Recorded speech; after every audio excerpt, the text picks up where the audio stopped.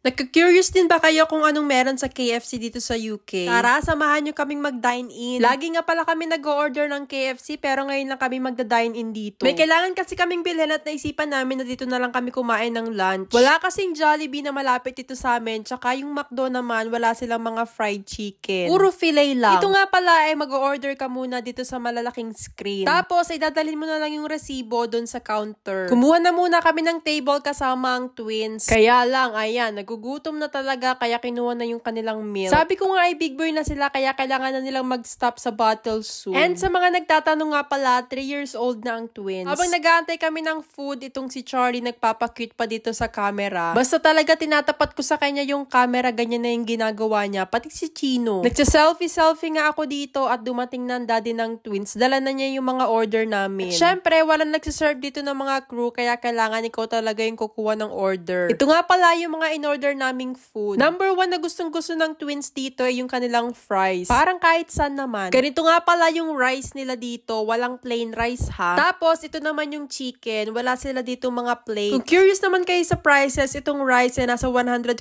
pesos kung i-convert. Actually, masarap to. Southern rice yung tawag. Meron siyang mga bell peppers. Hindi din free yung gravy dito. Kung dyan ay unlimited, dito ay halos 200 pesos yan. Yang 3 pieces naman ng chicken ay nasa 600 plus. First time din namin na-try yung milkshake dito at nagustuhan siya ng twins. Gustong-gusto ko yung chicken dito kasi talaga namang sobrang juicy. Tsaka lagi talagang bagong luto. Kaya naman, favorite talaga din yan ni Charlie. Tingnan mo nga at simut sarap ang bata. Lagi ko yan ka-share sa food kaya naman tingnan nyo parang binagyo yung aming pagkain. Hindi naman halatang gutom kami at ubos na nga agad yung aming mga food. Naghahanap pa nga ata ng pagkain tong si Charlie. Habang yung daddy naman nila ang kinain is mga chicken fillet tsaka wrap. Nakishare na nga din para si Charlie ng milkshake kay Chino. Kaso natatawa ako ngayon ko lang nakita, hindi pala siya nakakainom kasi nakataas yung straw. Hindi naman siya nagre-reklamo kaya hindi ko alam. Busog na nga kami pero umorder pa ang daddy nila ng dessert. Actually, ang sarap ng ice cream nila dito. Kalasa siya ng sundae ng Jollibee pero yung chocolate sauce niya may pagka-Nutella. Nung una nga ay ayaw pang itry ng twins kaya naman ayan, for the kain na lang ang first one. Hindi talaga ako masyadong mahilig sa mga ice cream pero to ang sarap. Meron nga din pala kaming in-order na white chocolate yung flavor. Pero si Charlie, ayan, ayaw talaga magpapigil dun sa milkshake. Tinatanggi-tanggihan pa nga yung ice cream pero ayan, hindi din naman nakapagpigil. Kailangan pala ipipilitin pa ang bata. In fairness naman, sobrang sarap nga naman kasi itong iniinom nilang milkshake. Nakalimutan ko na kung magkano tong ice cream na to pero nasa 200 plus din to kung i-convert. At syempre, kailangan ko ding itry itong fries tsaka ice cream. Tinry nga din ni Charlie pero mukhang hindi naman niya masyado nagustuhan. Medyo natagalan nga kami kasi inaantay pa talaga naming maubos nila tong kanilang milkshake. Hindi nga pala milkshake kundi crush shrimps yung tawag nila dito. And then, pagkatapos naman namin kumain dyan, lumabas na kami. Tapos nagpunta kami dito sa shop. Kailangan ko kasi ng mga storage box para dun sa ibang toys ng twins. Nakakita nga din pala kami nitong cute na dinosaur and balak namin siyang gawing parang trash bin sa kanilang dinosaur room. May nakita nga din kaming Jurassic Park na aquarium. Tinanong ko ang twins kung gusto ba nila yun para sa birthday nila. Tapos ay bumili din kami ng battery para sa kanilang robot na Triceratops. Grocery na nga din pala kami after at ayan lang, see you sa next vlog.